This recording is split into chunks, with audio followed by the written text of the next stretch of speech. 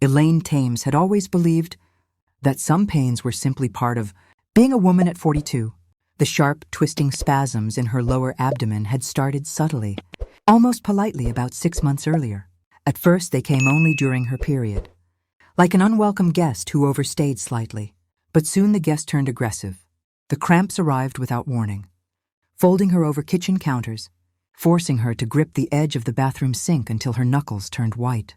Her cycles, once predictable as clockwork, had become chaotic, sometimes arriving 2 weeks early, sometimes disappearing for 45 days, only to return with vengeance in the form of heavy, clot-filled bleeding that left her dizzy and exhausted. She had mentioned it to Sterling, of course. How could she not? He was her husband of 15 years and, more importantly in moments like these, a board-certified gynecologist with his own thriving private practice. Every time she brought it up, he would listen with that calm, professional patience that had first attracted her to him back when she was a 27-year-old paralegal and he was the confident young resident giving a lecture at a women's health seminar. "Perimenopause is kicking in earlier than average," he would say, placing a reassuring hand on her shoulder. "Your hormone levels are fluctuating. It's completely normal for the patterns to become erratic at your age. The pain is just your uterus adjusting to lower estrogen. We'll manage it conservatively." He always prescribed the same things. A low-dose hormonal pain reliever that took the edge off but never quite erased it, occasional anti-inflammatory suppositories when the spasms became unbearable, and gentle reminders that stress makes everything worse. "Darling, try to rest more." He never suggested additional imaging, never ordered blood work beyond basic panels, never referred her to a colleague, just to be sure. Why would he? He knew her body better than anyone, he reminded her. He had been inside it, after all, both as husband and as doctor. Elaine trusted him, or at least she had trained herself to trust him. There had been small moments over the years when doubt flickered, like when he became unusually insistent that she never see another gynecologist, or when he casually mentioned during dinner that outside doctors sometimes miss the obvious, because they don't know the patient's history the way I do. But those moments passed quickly. Doubt felt disloyal. Questioning Sterling's medical judgment felt like questioning the foundation their marriage was built on, yet the pain refused to be loyal. It grew louder, more insistent. By early winter, it had become impossible to ignore during workdays. She taught literature part-time at the local community college, and twice she had to excuse herself mid-lecture, clutching her abdomen while 20-year-olds stared in awkward concern. The embarrassment was almost worse than the pain itself. When Sterling announced he needed to fly to Atlanta for 10 days to help his mother through a hip replacement recovery, Elaine felt a strange mixture of relief and guilt. Relief because she could finally breathe without performing "I'm fine" for him.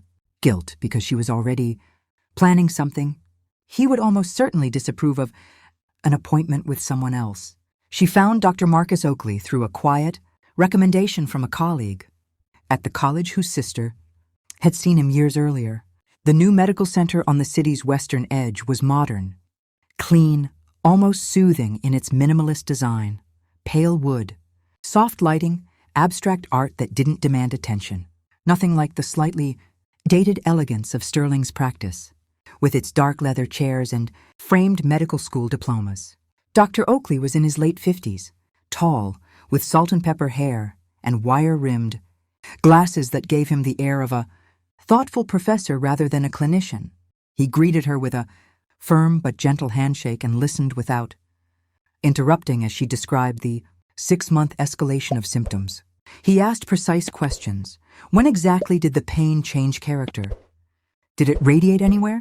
Any fever, weight loss, unusual discharge? She answered as best she could, suddenly aware of how vague her own memory had become under Sterling's repeated reassurances. The pelvic exam was thorough but not rushed. When Dr. Oakley's expression shifted, only a slight tightening around his eyes, and a momentary pause, Elaine felt the first real prickle of alarm. He removed his gloves slowly, dropped them into the bin, and turned to face her while she sat up on the exam table, clutching the thin paper sheet to her chest. "Who has been treating you for this before today?" he asked. His voice was calm, but there was weight behind each word. "My husband," Elaine answered automatically. Dr. Sterling Thames, he's also a gynecologist. He has a practice downtown. Dr. Oakley went very still. For perhaps 5 seconds he said nothing at all. Then he exhaled through his nose, set his instruments aside with deliberate care, and met her eyes directly. Mrs. Thames, he said. What I'm seeing on the internal exam and what I just saw on the quick bedside ultrasound should not be there. Elaine felt her stomach drop as though someone had cut the cable of an elevator. What do you mean? I mean, there is a foreign body in your uterus. It's embedded, has been for a long time, judging by the tissue reaction around it. I need to get you to the lab immediately for blood work and a formal ultrasound with Doppler. We're not waiting. He spoke without drama, without raising his voice. Yet the urgency was unmistakable. Elaine's mouth went dry. A foreign body? She echoed. Like what? Most likely an intrauterine device that has migrated or perforated. But we'll confirm with imaging. I've never had an IUD, she said quickly. I've always been afraid of them. Sterling knows that. He never even suggested it. Dr. Oakley's jaw muscle flexed once. Then we have a problem, he said quietly. The next 40 minutes passed in a blur of blood draws, a full abdominal pelvic ultrasound in a darkened room, and the radiologist's hushed phone consultation with Dr. Oakley in the hallway. Elaine sat on yet another exam table, staring at the beige wall, trying to assemble the pieces into something that made sense. Nothing fit. When Dr. Oakley returned, he carried a tablet with the fresh images already loaded. He turned the screen toward her and pointed to a dark, irregular shadow nestled deep in the uterine cavity. There, he said. That's not normal anatomy. That's metal, probably an old-style IUD, and it's been there long enough that the tissue has grown around the arms. There's chronic inflammation, possible early scarring, and localized thinning of the wall. Your inflammatory markers came back extremely elevated. CRP is over 40, white count is up. This isn't perimenopause. This is a chronic foreign body reaction. Elaine stared at the image until the dark spot blurred. I don't understand, she whispered. How could it be there if I never had one inserted? Dr. Oakley did not answer immediately. Instead, he asked another question. How long has your husband been managing your gynecological care exclusively? Since we married. 15 years. But intensively the last 5 or 6, since the pain started occasionally. The doctor nodded once, as though confirming something he had already suspected. I'm going to be very direct with you. Mrs. Thames, what we're looking at is not medically plausible without deliberate placement. There are no insertion notes in the records you brought, no procedure documentation, no consent form, nothing, and yet here it is, embedded, causing damage. He paused, letting the words settle. I cannot tell you who put it there. That would be speculation. But I can tell you this. The object needs to come out surgically, and it needs to come out soon.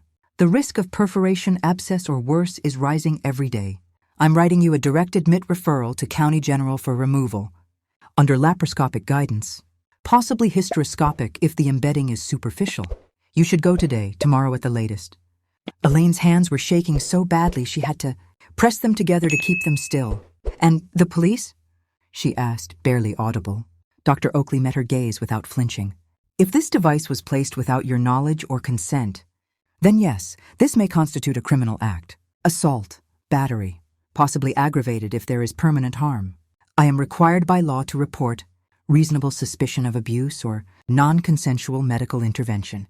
But more importantly, right now, your health has to come first.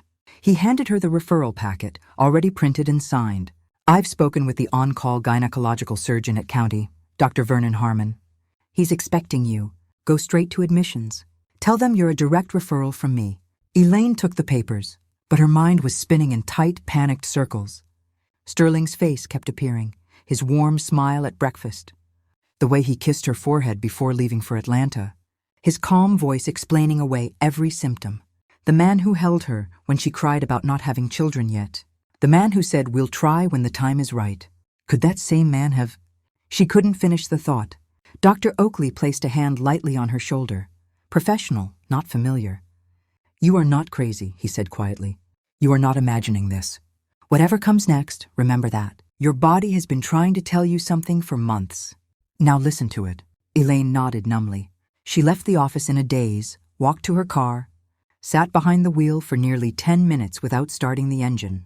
The referral papers lay on the passenger seat like a live grenade.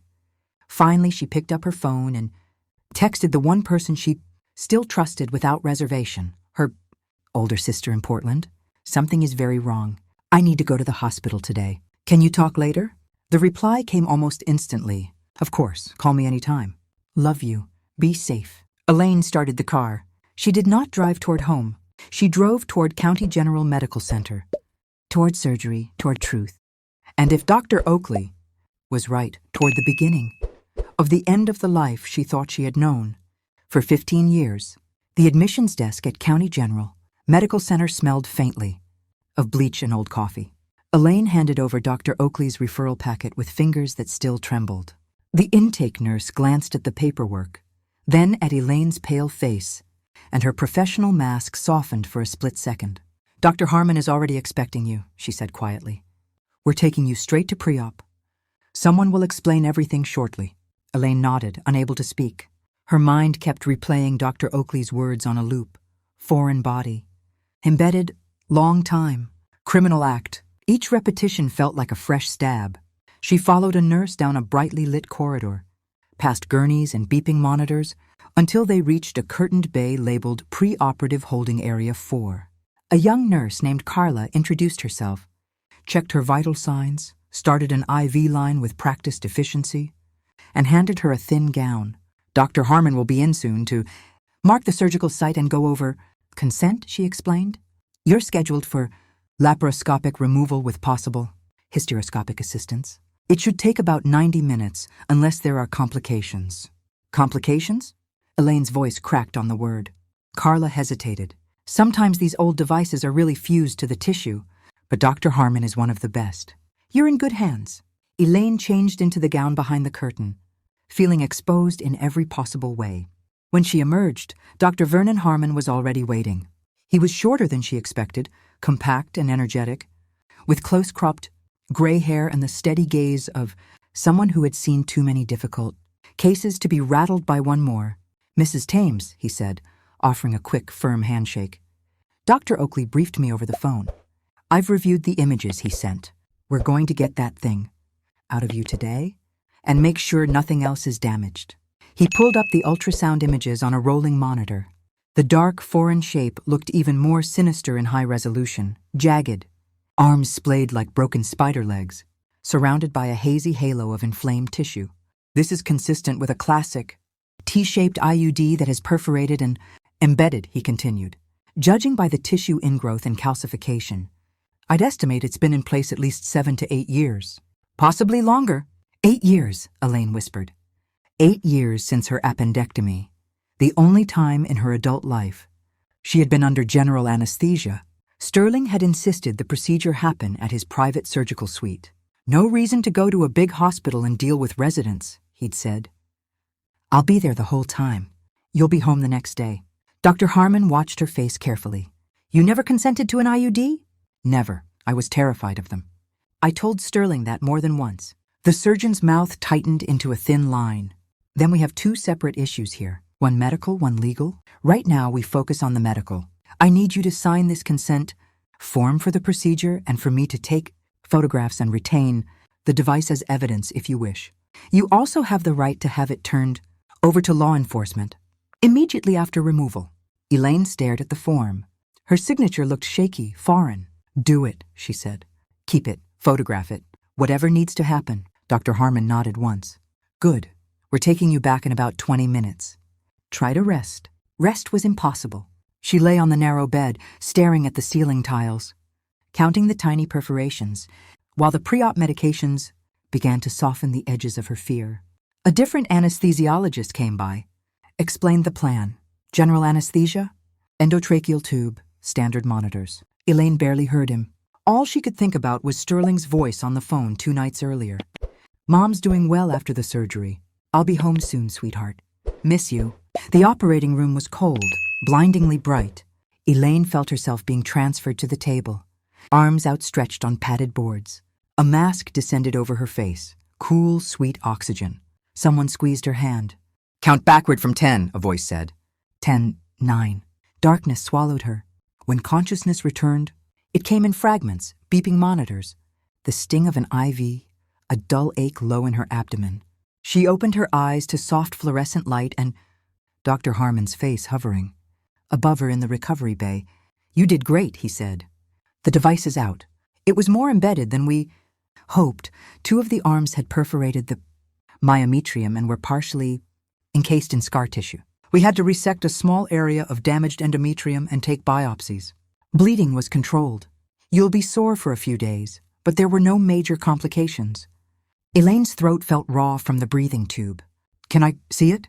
Dr. Harmon hesitated, then nodded to a nurse.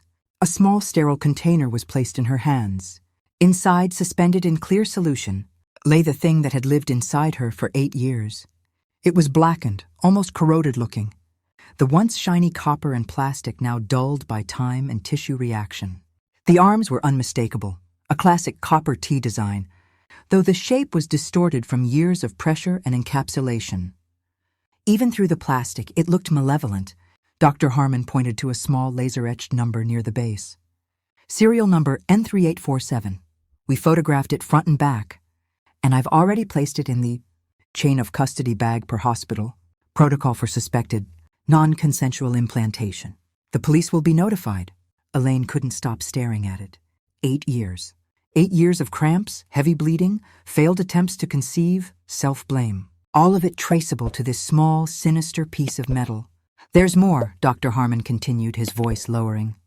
"This isn't a modern copper IUD. This is a Serif model, manufactured in the early 2000s and voluntarily withdrawn from the market in 2015 after multiple studies linked the specific alloy to significantly elevated risk of endometrial dysplasia and adenocarcinoma. The longer it stayed in, especially after perforation, the higher the cancer risk became." Elaine felt the room tilt. "Cancer? We won't know until the pathology results come back. Those take a few days. But the chronic inflammation we saw was severe. There were areas of atypical cellular change during the procedure. I took multiple samples. If this had stayed in another year or two..." He didn't finish the sentence. He didn't have to. A quiet knock interrupted them. A woman in a dark blazer stepped into the recovery bay. She was mid-30s, short-cropped hair, calm but alert eyes. "Mrs. Thames?" "Detective Nia Blount, Special Victims Unit. Dr. Harmon contacted us. May I speak with you for a few minutes?" Elaine nodded weakly. Detective Blount pulled up a rolling stool. "I'll keep this brief since you just came out of surgery," she said. "We've opened a preliminary investigation based on Dr. Oakley's mandatory report and Dr. Harmon's intraoperative findings. Non-consensual surgical. Implantation of a medical device. Qualifies as aggravated battery at minimum, possibly. Sexual assault by instrumentation, if it occurred under anesthesia, and potentially attempted murder if the intent to cause serious bodily harm or death can be shown. Right now we're gathering facts." She opened a small notebook. "Can you tell me when you were last under general anesthesia?" 8 years ago. Appendectomy. At my husband's private surgical center." Blount's pen paused. "And your husband, Dr. Sterling Thames, was present for that procedure?" "He insisted on supervising it himself. He said it would be safer." "Did you sign any additional consent forms that day, beyond the standard appendectomy ones?" I don't remember. I was nervous. He handled most of the paperwork." Blount nodded, jotting notes. "We'll subpoena those records. In the meantime, I need to ask, did Dr. Thames ever have unsupervised access to your body while you were unconscious or heavily sedated, outside of normal marital relations?" The question landed like a physical blow. Elaine closed her eyes. "I don't know. I was asleep during surgery. He was there the whole time," he said. The detective's expression remained neutral, but her eyes softened fractionally. "Mrs. Thames, I know this is incredibly difficult, but the serial number on the device has already been run through the National Medical Device Tracking Database. It was registered to your husband's practice 8 years ago, logged as defective and slated for disposal on March 15th of that year. The disposal signature is his." Elaine felt something inside her crack, wide open. "He wrote it off as destroyed," Blount continued. "But it clearly wasn't. We're obtaining the full disposal log and sterilization. Records from his practice tomorrow. Morning with a warrant. If that device never left his possession and ended up inside you without your knowledge, we have a very strong circumstantial case." Tears slipped down Elaine's temples into her hair. She didn't bother wiping them away. There's something else, Dr. Harmon interjected gently. The preliminary verbal from pathology just came back. Multiple foci of high-grade squamous intraepithelial lesion, essentially stage 3 cervical endometrial dysplasia, precancerous but not yet invasive carcinoma, directly attributable to chronic irritation from the foreign body. With the device removed and appropriate follow-up treatment, likely a cone biopsy and close surveillance, the prognosis is excellent. But had this gone undetected much longer? He let the implication hang. Detective Blount closed her notebook. Mrs. Thames, I'll let you rest now. I'll be back tomorrow to take a formal statement if you're up to it. In the meantime, is there anyone we can call for you? Family? A friend? My sister in Portland, Elaine whispered. But not yet. I need to process this first. Blount nodded. We'll keep you updated. And Mrs. Thames, you did the right thing coming to Dr. Oakley. You may have saved your own life. After the detective left, Dr. Harmon lingered. You're being moved to a private room on the gynecology floor. I've ordered pain control, antibiotics, and a heparin drip to prevent clots. Try to sleep. Your body has been through a war. It needs rest to start healing. Elaine clutched the container. With the IUD until a nurse gently pried it from her fingers and placed it in the evidence locker. Alone in the dim room later that evening, with only the soft beep of the IV pump for company, Elaine stared at the ceiling. 8 years. 8 years of lies wrapped in tenderness. Every time Sterling had kissed her forehead and said, "We'll have kids when the time is right," he had known. Every time he prescribed another useless pill, he had known. Every time she cried about another negative pregnancy test, he had known. The betrayal was so vast it felt abstract, like trying to comprehend the depth of the ocean from the shore. Her phone buzzed on the bedside table. A text from Sterling. Just landed. Mom's recovering well. Can't wait to see you tomorrow. Love you always. Elaine looked at the message for a long time. Then she turned the phone face down and closed her eyes.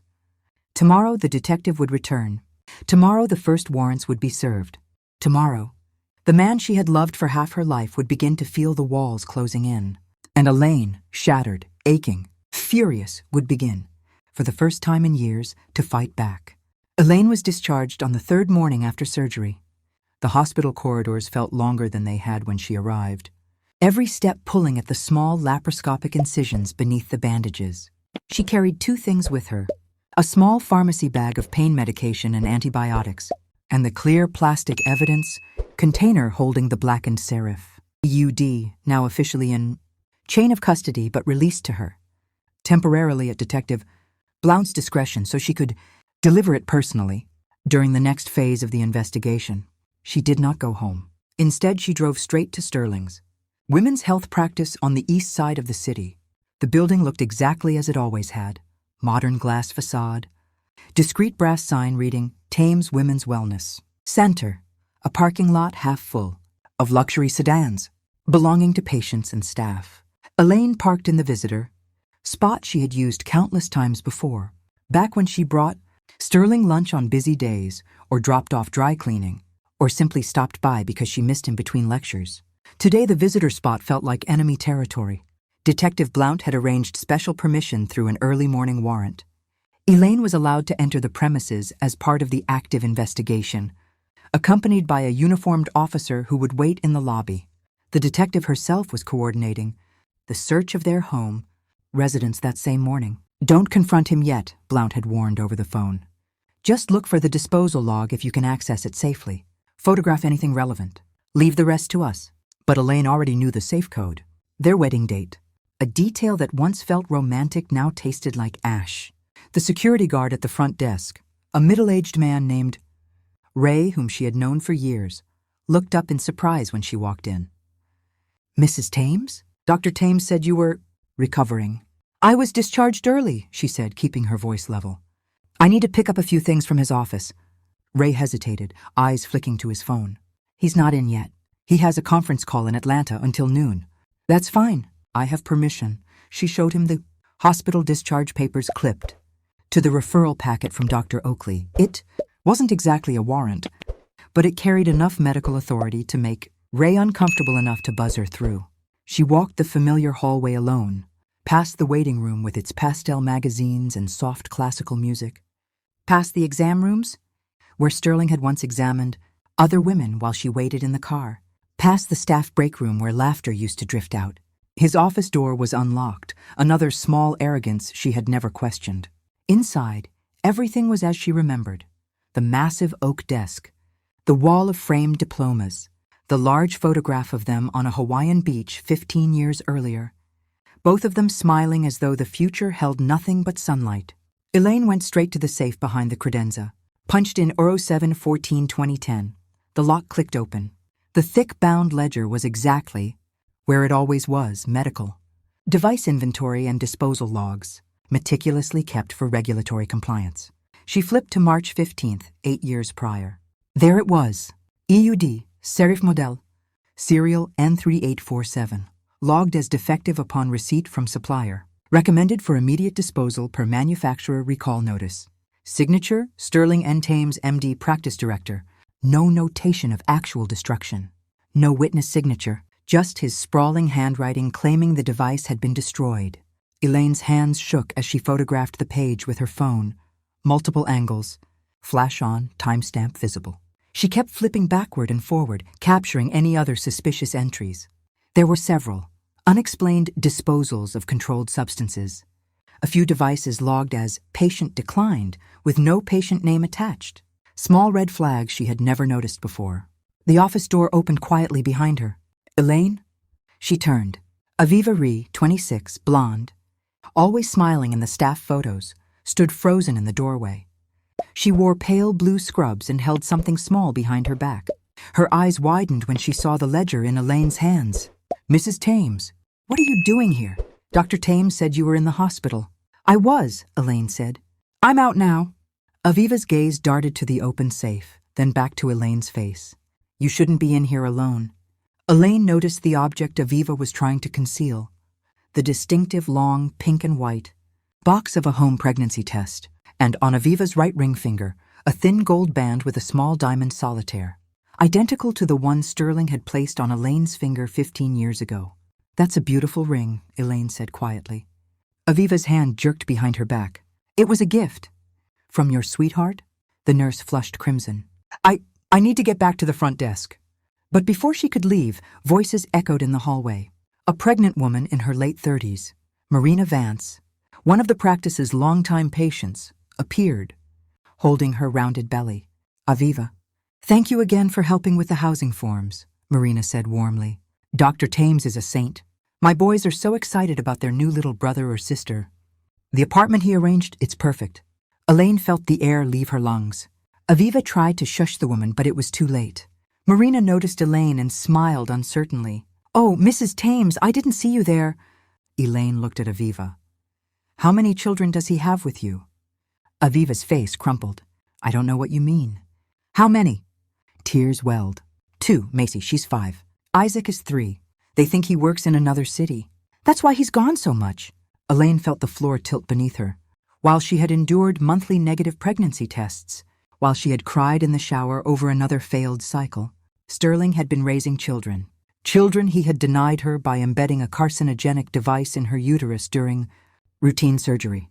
The security guard appeared in the doorway, phone still in hand. Mrs. Thames, Dr. Thames just called. He says you need to leave the premises immediately. Elaine slipped the phone back into her pocket, photographs secured, and walked past. Aviva without another word. In the car, she called Detective Blount. I found the log, she said. And more. He has 2 children with one of his nurses. She's pregnant with a 3rd. Blount's voice was calm but urgent. Stay away from the house until my team clears it. We're executing the search warrant now. I'll meet you at the station in 2 hours to take your full statement and log those photos as evidence. Elaine drove instead to a small coffee shop across town. She sat in a corner booth and opened the cloud backup of Sterling's laptop. She had mirrored it months ago. During a routine software update he had asked her to supervise. She had never looked at the files before. Why would she? The folder named Forever Now was buried in a subdirectory labeled Personal Archives. Hundreds of photos. Aviva laughing on a beach. Aviva cradling a newborn. Sterling holding a little girl with his eyes and Aviva's smile. Bank transfers. $5,000. Monthly labeled Child Support M&I. Property deeds for a condo in Aviva's name. Insurance policies for 2 children. And the messages, thousands of them spanning 5 years, one from 3 years earlier. Don't worry, darling. I solved the problem with Elaine once and for all. Gave her a little gift during the appendectomy. She definitely won't be having kids now. We can be together without any more questions about heirs. Another more recent. She's starting to complain about pain again. I keep telling her it's just age. If she gets too sick, divorce will be easy. Sympathy on my side. Assets stay mine. Then it's just us. Elaine saved everything to a new encrypted drive. When Detective Blount met her at the station, Elaine handed over the drive and the phone with the ledger photos. We have him, Blount said quietly. Between the serial number trace, the disposal log forgery, the medical evidence of precancerous changes, the correspondence, proving intent and motive, this is aggravated battery with intent to cause serious bodily harm, plus attempted murder. We're picking him up tonight. That evening, Elaine returned to the house. She sat in Sterling's office, computer open to the Forever Now folder, screen glowing with his own words. The container with the IUD sat on the desk like a dark trophy. The front door opened at 7:42 p.m. Honey, I'm home early. I brought roses, your favorites. Sterling stepped into the office doorway, bouquet in hand. His smile died the instant he saw the screen. Elaine, what are you? She turned the monitor toward him. He read the first message. Color drained from his face. It's not what you think, he started. I can explain. Detective Blount's voice cut through from the hallway. Sterling Nicholas Thames, you are under arrest for aggravated battery, attempted murder, and related felony charges. 2 uniformed officers moved in. Sterling tried to back away. This is insane. My wife is unstable. She's making this up. Blount read him his rights while cuffs clicked shut. Aviva arrived minutes later, hysterical. He told me you couldn't have children naturally, that the doctor said it was dangerous. I didn't know. He said he was helping you. Sterling looked at Elaine one last time. I did it for us. You weren't ready. I wanted to choose, she said. You took that from me. He was led out. The roses lay scattered on the floor. 1 year later, Elaine stood in ivory lace, veil soft against her shoulders. Dr. Marcus Oakley, now simply Marcus, adjusted the flower in her hair. Your labs are perfect, he said. No progression. You're clear. A small girl in white ran in, scattering petals. Mommy, you look like a princess. Elaine knelt, hugged Aaliyah, the daughter. She had adopted 6 months earlier and felt her heart fill without reservation. The past had burned away. What remained was honest, hard-won light.